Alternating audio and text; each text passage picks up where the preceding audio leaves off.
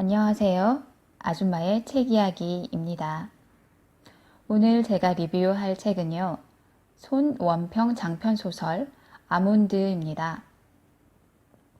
아몬드는 청소년 권장 도서로서도 꽤 알려져 있기 때문에 많이들 들어본 책일 것 같습니다.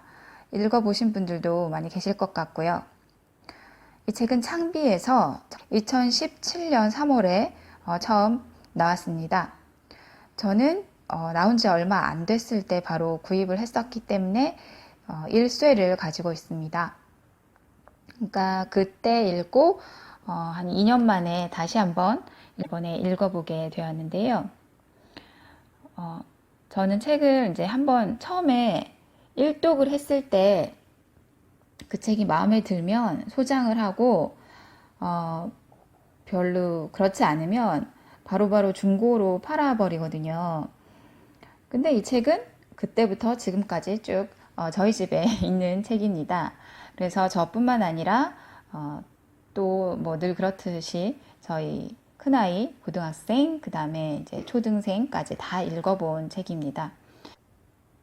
오랜만에 이번에 다시 읽어보게 된 이유는요, 오로지 리뷰를 하기 위해서였습니다. 그때 읽었던 기억이 너무 좋아서 꼭 리뷰를 해야지라고 생각하고 있었어요. 바로 전 시간에 올렸던 보건교사 아는 영도 그랬고, 소장하고 있는 책 중에서 좋은 책들을 리뷰를 올려야겠다 이렇게 생각을 하고 있다가 막상 리뷰를 하려고 하면 생각이 안 나요.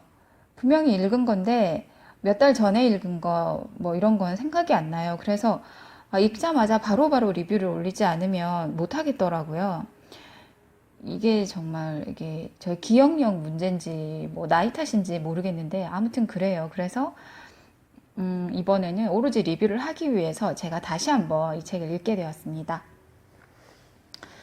네, 그래서 읽게 된 뭐 계기 같은 건 뭐 그렇게 그렇고요. 이 책은 이제 구성을 말씀을 드릴게요. 짧은 프롤로그가 앞에 있고, 그다음에 1부, 2부, 3부, 4부 총 4부로 이루어져 있고, 맨 끝에 또 짤막한 에필로그가 있습니다. 자, 이 책은 이제 표지 말씀을 안 드릴 수가 없을 것 같아요. 어떤 책은 그 내용과 표지가 별반 상관없이 그냥 디자인 위주로 된 책들도 있지만 이 책은 그렇지 않고요. 내용과 표지가 관련이 굉장히 깊습니다. 남자아이, 청소년쯤으로 돼 보이는 남자아이의 약간 증명사진 같은 그런 크기, 그런 남자아이가 이렇게 딱 있거든요. 그런데 이제 이 아이의 이제 얼굴, 표정을 잘 보셔야 하는데 무슨 표정을 짓고 있는지 이제 애매합니다. 이게 이제 이 아몬드의 많은 부분을 설명하는 그런 그림이라고 말씀드릴 수 있겠습니다. 그래서 제목인 아몬드는 견과류 이름이잖아요. 견과류 아몬드를 뜻하기도 하고요. 또 다른 뜻도 있습니다. 우리 머릿속에, 뇌 속에 있는 어떤 한 부분인데요. 그거의 모양과 크기가 아몬드와 유사하다고 해서 그걸 뜻하는 말로 이제 아몬드라고 하는 제목이 붙어 있습니다. 이 책은 읽어보기 전에 맨 처음에 나오는 어떤 일러두기라는 부분을 읽고 들어가셔야 해요. 여기에 어떤 의학 용어가 하나 나와 있는데요. 자, 이 의학 용어가 뭐냐면 알렉시티미아라는 겁니다. 자, 이거를 이제 읽어드릴게요. 알렉시티미아, 즉 감정표현 불능증은 1970년대 처음 보고된 정서적 장애이다. 아동기의 정서 발달 단계를 잘 거치지 못하거나 트라우마를 겪은 경우 혹은 선천적으로 편도체의 크기가 작은 경우 발생한다고 알려져 있다. 편도체의 크기가 작은 경우에는 감정 중에서도 특히 공포를 잘 느끼지 못한다. 다만 공포, 불안감 등과 관련된 편도체의 일부는 후천적인 훈련으로 성장할 수 있다고 보고되고 있다. 이 소설은 사실에 근거하되 작가의 상상력을 가미하여 알렉시티미아를 묘사하였다. 네, 그래서 이 표지에 나와 있던 소년의 얼굴 표정이 뭐 어떤 기분인지 어떤 느낌인지 알 수 없는 그런 표정을 짓고 있던 이유가 이 주인공 선윤재라는 어, 아이의 상태를 이제 보여주는 그런 그림이라고 할 수 있습니다. 이 윤재는요, 어, 지금 이 알렉시티미아라는 이 증상을 가지고 있는데, 근데 어느 날 뭐 서서히 발현한 게 아니라 선천적으로 그러합니다. 이제 편도체의 크기가 이제 남보다 작다고 하는 그런 진단을 받아요. 그래서 이 아이의 엄마가 무슨 관련이 있을지는 모르겠지만 모양이 비슷하다는 이유만으로 아니면 그냥 어떤 심리적으로 저렇게 하면 좀 나아지지 않을까 그런 위안을 얻고 싶었겠죠. 그래서 아몬드를 수시로 먹여요. 그래서 이 아이는 이 자기 머릿속에 이 작은 크기의 아몬드가 커지길 바라면서 아몬드를 줄곧 먹으면서 이제 자라나고 있는 아이입니다. 자, 이제 1부의 내용을 이제 말씀을 드릴게요. 자, 1부는 이제 이런 윤재의 어린 시절 그리고 가족 관계 이런 것들이 나옵니다. 윤재는 할머니와 어머니의 어떤 지속적인 교육으로 그 감정 표현은 감정을 느끼거나 표현하는 게 불가능한 아이긴 하지만 그걸 암기식으로 굉장히 교육을 받아서 열심히 외우고 있어요. 그런 식으로 이제 커 나갑니다. 그리고 자기 자신의 상태에 대해서도 알고 있습니다. 그래서 이제 29페이지에 어떤 한 단락을 읽어 드리도록 하겠습니다. 한 단락보다는 조금 길 것 같습니다. 누구나 머릿속에 아몬드를 2개 가지고 있다. 그것은 귀 뒤쪽에서 머리로 올라가는 깊숙한 어딘게 단단하게 박혀 있다. 크기도 생긴 것도 딱 아몬드 같다. 복숭아 씨를 닮았다고 해서 아미그달라라든지 편도체라고 부르기도 한다. 외부에서 자극이 오면 아몬드에 빨간불이 들어온다. 자극의 성질에 따라 당신은 공포를 자각하거나 기분 나쁨을 느끼고 좋고 싫은 감정을 느끼는 거다. 그런데 내 머릿속의 아몬드는 어딘가가 고장난 모양이다. 자극이 주어져도 빨간불이 잘 안 들어온다. 그래서 나는 남들이 왜 웃는지 우는지 잘 모른다. 내겐 기쁨도 슬픔도 사랑도 두려움도 희미하다. 감정이라는 단어도 공감이라는 말도 내게는 그저 막연한 활자에 불과하다. 자, 우리 흔히 이런 말 하죠. 뭐뭐를 글로 배웠어요. 이런 말 하잖아요. 그런데 이 아이는 정말로 그렇습니다. 감정을 느끼는 것도 그걸 표정이나 몸으로 표현하는 것도 할 수 없기 때문에 아까도 말씀드렸지만 암기식으로 이렇게 사람들이 이렇게 할 때는 이렇게 말해주는 거야, 이렇게 웃어주는 거야, 이런 식으로 끊임없이 이제 엄마한테 교육을 받아요. 그렇게 해야 적어도 이제 사회생활에 큰 문제 없이 애가 커 나갈 수 있을 거라는 그런 이제 생각 때문이죠.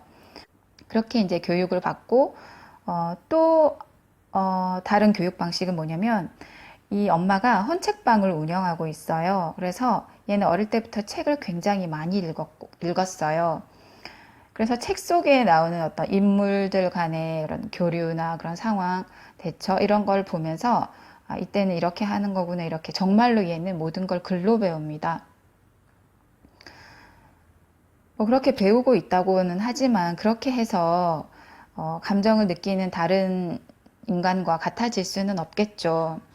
그래서 일부에서는 이제 큰 사건이 하나 이제 오는데요. 그러니까 중학교 3학년 때 크리스마스 이브에 이제 큰 사건이 일어납니다. 그 사건이 뭐냐면 이제 크리스마스 이브가 자기 생일이기도 했어요. 그래서 엄마랑 이제 할머니랑 같이 이제 눈이 오는 그 거리를 이제 버스를 타고 나가서 식사를 하고 이렇게 나오는데 흔히 이제 우리가 말하는 이제 묻지마 살인이나 분노 조절이 안 된 누군가가 무차별하게 행인들을 상대로 이렇게 흉기를 휘둘러서 이제 다치게 하거나 사망하게 하는 그런 거 묻지마 살인이라고 하죠. 그런 일을 당해요. 그래서 윤재는 자기 눈앞에서 엄마와 할머니가 그렇게 이제 당하는 모습을 보게 됩니다. 그래서 결국 할머니가 이제 돌아가시고 어머니는 이제 식물인간 같은 그런 상태로 병상에 누워 있게 됩니다. 그렇게 이제 1부가 끝이 나고 2부로 넘어가는데요. 2부에서는 이제 새로운 인물들이 이제 등장을 합니다. 먼저 이제 신박사라는 사람이 있어요. 이제 신박사라고 사람들이 부르지만 사실은 엄마가 운영하는 그 헌책방의 위층 2층에 빵집을 운영하는 빵집 사장님이에요. 근데 이분도 무슨 사연인지 이제 혼자서 빵집을 꾸리고 있고 가족이 없는 그런 남자분입니다. 이 엄마가 병원에 있게 되고 이제 윤재는 처음으로 이 빵집 아저씨, 신박사 아저씨가 엄마와 이제 가까이 친하게 지냈던 친구 사이였다는 걸 알게 됩니다. 그리고 이제 신박사는 엄마가 예전에 부탁했던 대로 자기한테 무슨 일이 있으면 이제 윤재를 좀 돌봐달라고 하면서 윤재가 이렇게 좀 특별한 이런 아이다라는 걸 이제 얘기를 했었기 때문에 알고 있어요. 그래서 이 신박사가 윤재를 좀 약간 돌봐주는 식으로 살게 돼요. 같이 사는 건 아니고요. 윤재는 이제 그 헌책방을 자기가 계속 운영을 해 나갑니다. 그리고 고등학교에 이제 들어가요. 그리고 이제 또 다른 인물이 이제 등장하는데 병원에 이제 엄마가 누워 계시니까 병원을 자주 이제 들락거리다 보니까 이제 마주친 어떤 또 중년의 한 남자가 윤재를 찾아와요. 그러고는 아주 특별한 부탁을 합니다. 그 부탁이 뭐냐면 이제 이 윤 교수에게도 정말 너무나 마음 아픈 사연이 있는데요. 어릴 때 아들을 잃어버렸어요. 그래서 지금까지 찾지 못했는데 찾았다면 이제 윤재 또래의 나이로 컸겠죠. 그런데 그 잃어버린 아들의 어린 시절의 그 사진이랑 지금의 윤재랑 약간 좀 분위기가 비슷하고 그래서 윤재에게 이제 부탁을 하는데요. 이제 그게 뭐냐면 아들을 잃고 병을 얻어서 지금 다 죽어가는 이제 아내가 있어요. 그러니까 그 아이의 엄마죠.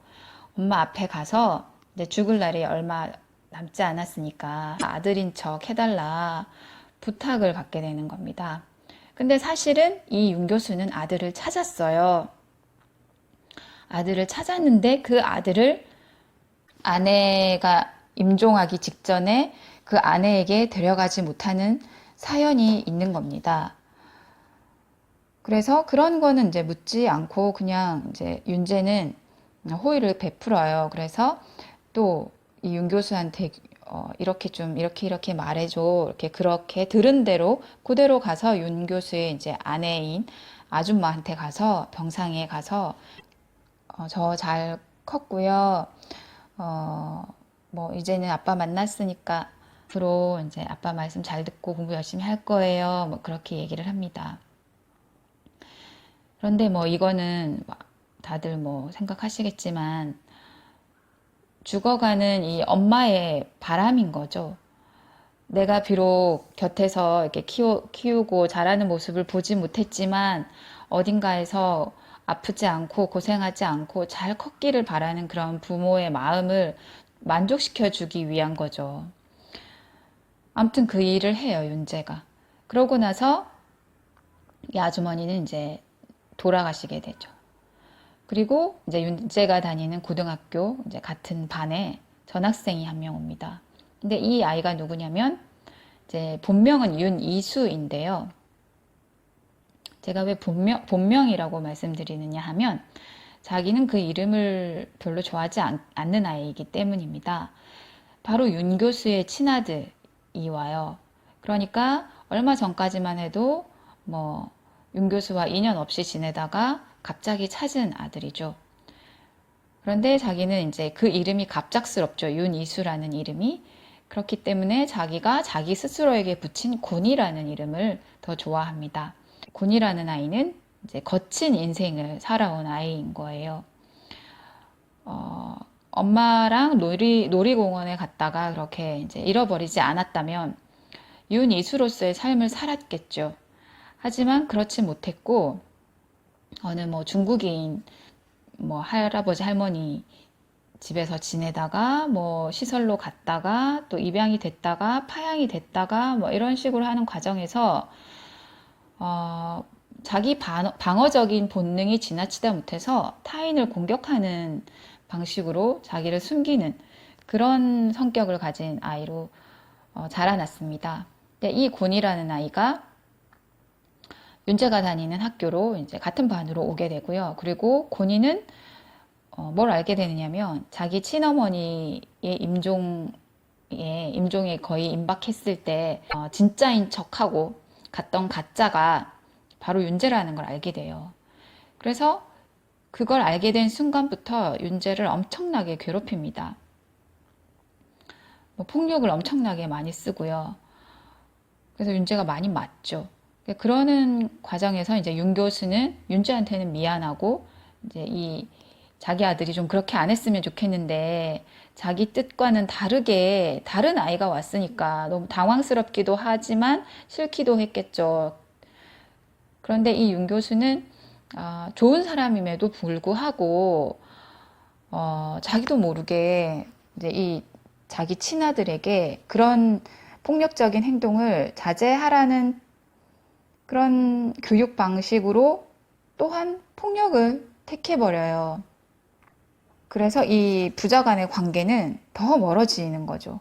그러면 그럴수록 또 곤이는 또 윤재를 괴롭히고. 자, 그렇게 하다가 이제 곤이는 이제 윤재가 다른 애들한테 이제 듣는 거죠. 제 윤재는 좀 특별한 애야. 뭐 이렇게 그 사정을 듣는 겁니다. 그리고 막 눈앞에서 뭐 할머니도 돌아가시고 엄마는 병원에 계시고 뭐 그런 사정 얘기를 듣게 돼요. 그래서 곤이가 이제 윤재의 헌책방에 찾아오면서 둘 사이의 관계가 굉장히 폭력적인 관계에서 조금 다르게 이제 서서히 변해갑니다. 그러고는 아주 다른 성격의 이제 양극단이죠. 한쪽은 감정 표출을 못하고 느낄 줄도 모르는 사람, 한쪽은 그게 너무 과한 사람, 뭐 학교건 뭐 무슨 거리건 뭐 사람들이 있건 없건 상관없이 그 표출, 분노 표출이라던가 뭐 그런 게 너무 과한 사람, 감정 과다인 사람과 감정이 없는 사람이 서서히 친구가 되어 갑니다. 그래서 이제 곤이가 자꾸 이제 헌책방에 찾아오게 되고, 윤재는 제가 왜 저러나 이렇게 하다가 이제 신박사랑 얘기를 해보니까, 곤이가 너한테 좀 다가가려고 하는 것 같아. 그럼 너는 뭘 해야 되겠니? 그 친구는 뭘 어떻게 해야 되겠니? 그러니까 얘는 친구에 대한 개념도 없어요. 그래서 그럼 난 뭘 해야 될까 하다가 자기도 한번 이제 곤이의 집에 찾아가요. 그래서 거기서 이제 둘이 얘기를 좀 하게 되는데, 이제 곤이가 처음으로 좀 털어놓는 그런 말을 합니다. 그래서 엄마 얘기, 이제 엄마라고 한 번도 불러보지 못한 엄마니까 뭐 그 여자는 이제 어떻게 했어? 너가 갔을 때 어떻게 했어? 안아주시더라. 뭐 그런 이야기를 주고받게 됩니다. 그리고 이제 아빠와의 관계에 대해서 군이가 하는 말을 제가 166페이지 읽어드리도록 하겠습니다. 그 남자는 말이야, 군이가 말했다.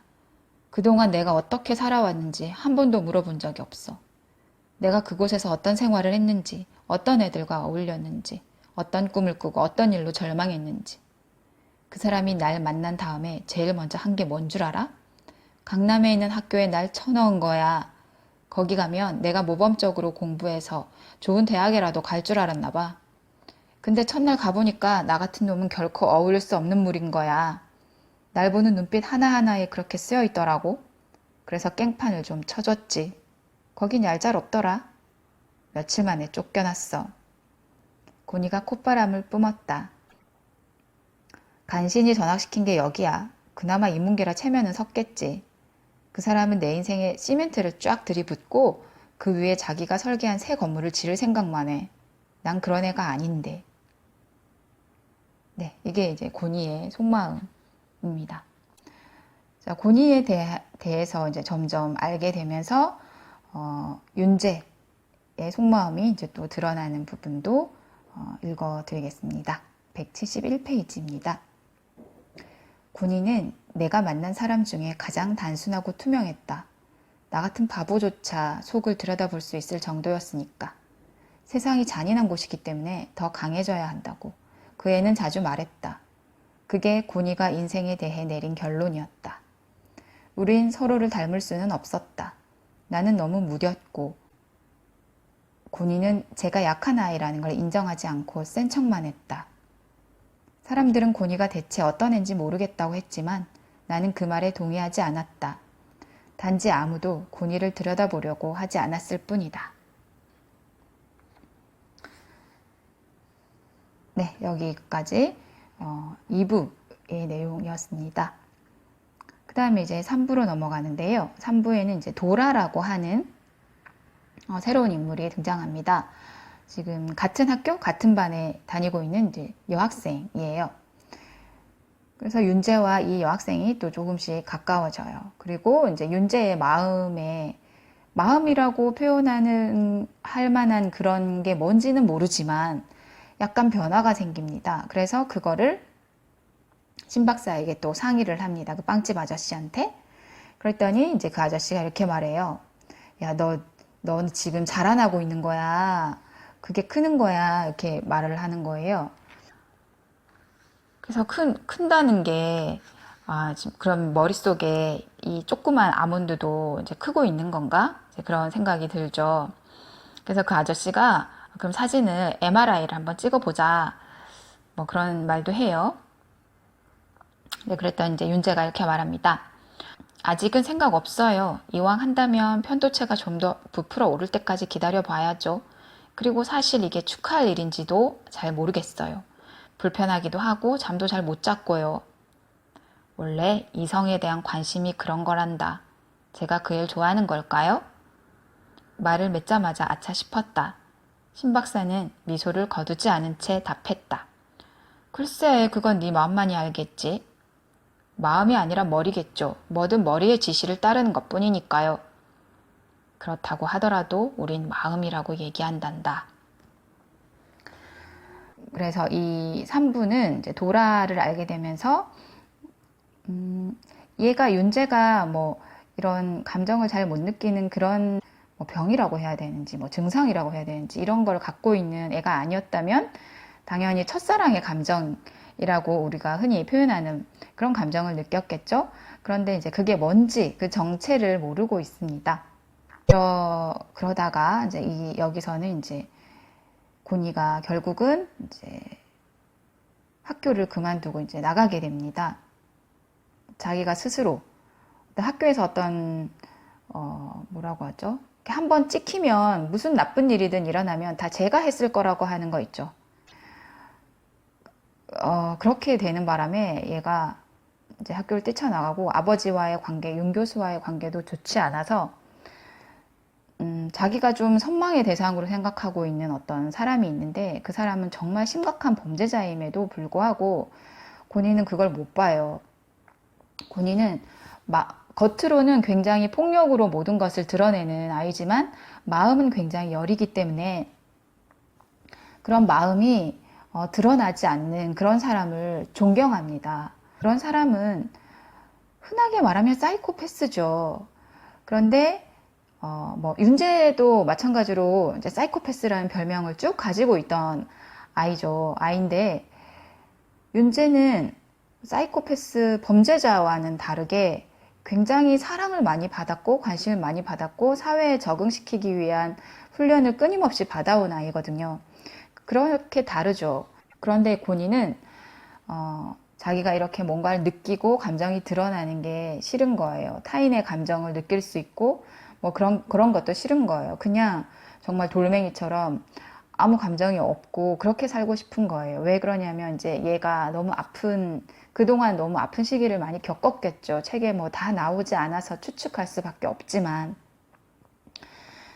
그래서 얘는 한편으로는 그러니까 윤재가 부러운 거예요. 뭐든 느끼지 못한다는 것이. 그래서 잘못된 선택을 하고 맙니다. 그래서 굉장히 위험 인물에게로 이제 가버려요. 그래서 4부에서는 고니를 이제 윤재가 찾으러 가겠다는 결심을 하게 되고 실제로 찾으러 갑니다. 찾으러 가기 전에 이제 윤재가 이제 윤 교수를 만나게 되는데요. 윤 교수에게 이제 고니는 착한 애라고 얘기를 해요. 그랬더니 윤 교수가 너를 그렇게 패고 막 그렇게 했는데도 너는 그렇게 생각하니? 라고 물어옵니다. 자, 그 부분 또 한번 읽어보겠습니다. 나는 알고 있다. 고니가 착한 아이라는 걸. 하지만 구체적으로 고니에 대해 말하라면 그 애가 나를 때리고 아프게 했다는 것, 나비를 찢어 놓았다는 것, 선생에게 폐악질을 부리고 아이들에게 물건을 집어 던졌다는 것밖에 말할 게 없다. 언어라는 건 그랬다. 이수와 고니가 같은 사람이라는 걸 증명하는 것만큼이나 어려운 거다. 그래서 나는 이렇게 말했다. 그냥 알아요. 고니는 좋은 애예요. 내 말에 윤 교수는 미소를 지었다. 그 미소는 3초쯤 유지되다가 갑자기 무너졌다. 그가 또다시 울어버렸기 때문이다. 고맙구나. 그렇게 생각해줘서 말이야. 그런데 왜 우세요? 나는 그렇게 생각하지 못했던 게 미안해서. 그리고 그 애를 착하다고 말해주는 걸 고맙다고 생각하는 내 마음이 얼토당토 않아서. 네, 이렇게 윤재가 자기 가족을 잃고 다른 인물들과 가족 바깥에 있던 다른 인물들과 만나게 되면서 조금씩 감정이라는 것을 알아가는, 아직은 뭐 다른 사람과 똑같다고는 할 수는 없지만 조금씩 느껴가고 있는 과정이 그려지는 것 같습니다. 그래서 이 윤 교수가 이제 아들 때문에 눈물을 흘리는 것을 보고 저게 슬픔인지 기쁨인지 외로움인지 아픔인지 뭐 두려움인지 모르지만 뭔가를 조금씩 느껴갑니다. 그리고 이제 마지막에는 위험한 곳으로, 이제 고니가 있는 곳으로 찾으러 가요. 그래서 그곳에서 안 좋은 일이 생기죠. 이제 거기서 정말 피도 눈물도 없다고 하는 진짜 이제 사이코를 만나게 됩니다. 그래서 어떤 일이 벌어져요. 그래서 여기서 어떤 일이 일어나는가? 이 책의 마지막 부분까지 뭐 말씀드리지는 않을 거고요. 군의를 찾으러 가서 겪게 되는 어떤 일 때문에 큰 변화가 생깁니다. 한번 추측해 보십시오. 제가 딱 한 단락만 읽어드릴게요. 내 영혼이 육체를 벗어나 내 몸을 부여잡고 울고 있는 고니를 내려다보았다. 머리통에 땜빵이 별 모양이었다. 그걸 보고 한 번도 웃은 적이 없다는 사실이 떠올랐다. 하하하. 소리내 웃었다. 내 기억은 거기까지다. 네. 윤재에게 무슨 일이 일어났길래 그렇게 뭐 웃는 것도 우는 것도 표현할 줄 모르고 울고 싶은 감정, 웃고 싶은 감정을 느낄 줄도 몰랐던 윤재가 이렇게 웃었을까요? 뭐 이 뒤로도 이야기는 더 이어집니다. 하지만 네. 에필로그까지 말씀드릴 수는 없으니까. 네, 아몬드라는 책 제가 오늘 리뷰를 해봤는데요. 사람이 다른 사람의 아픔에 공감하지 못한다는 거는 제 생각에는 그게 자기한테는 일어나지 않을 일이다. 남의 불행은 내 불행이 아니다 라는 말 있잖아요. 물론 이 책에서도 그렇게 나와. 윤재의 엄마가 한 말이에요. 다들 그렇죠. 너무 멀리 있는 불행은 내 것 같지 않죠. 하지만 공감 능력이 있어야 사람이 사람 속에서 다른 사람을 이해하고 이해받으면서 나 또한 이해받으면서 살 수 있는 게 아닐까요? 뭐 이렇게 감정을 못 느낀다 이런 인물을 다루다 보면 막 범죄 스릴러로 갈 확률이 굉장히 높아지잖아요. 요즘 그런 그런 장르 드라마가 굉장히 많죠. 아니면 영화도 그런 게 많고 어느 순간부터 무슨 이제 그런 사이코 뭐 연쇄 살인자 이런 게 너무 많아졌어요.